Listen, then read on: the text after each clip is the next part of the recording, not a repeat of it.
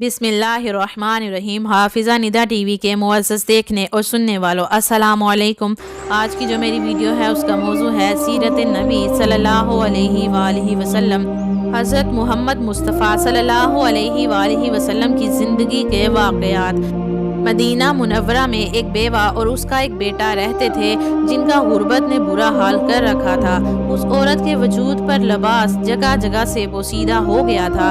ایک دن اس نے اپنے بیٹے کو کہا اپنے چچا کے پاس جاؤ اور ایک جوڑا لباس تو مانگ کر لاؤ۔ بچہ چچا کے گھر گیا تو اس کو اپنی ماں کی عرضی پیش کی۔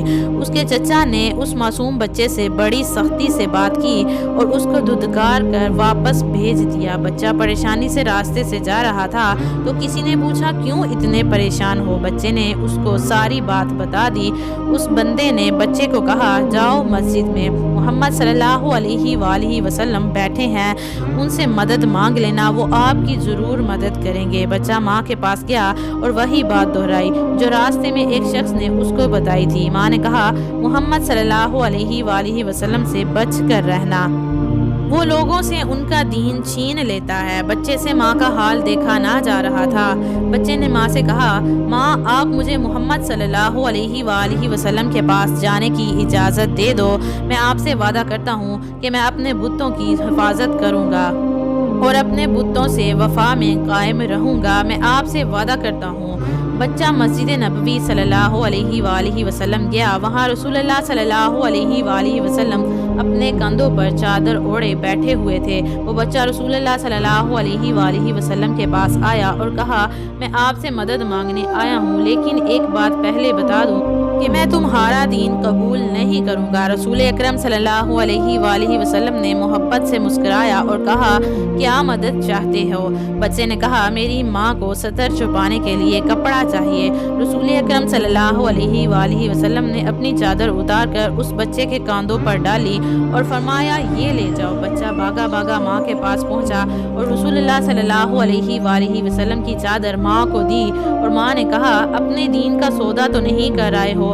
بچے نے کہا نہیں ماں نہیں، انہوں نے بڑے پیار سے دی ہے چادر مجھے۔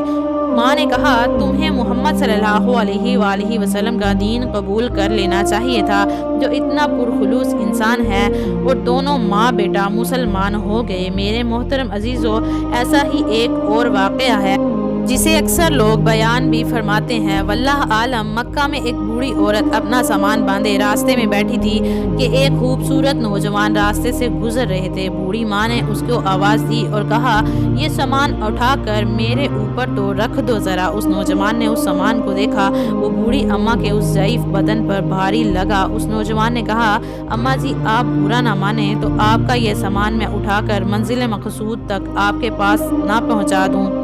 بوڑھی اماں نے کہا اس سے بہترین بات اور کیا ہو سکتی ہے میرے بیٹے۔ نوجوان نے سامان اٹھایا اور بوڑھی اماں کے ساتھ باتیں کرتے ہوئے چلتا رہا۔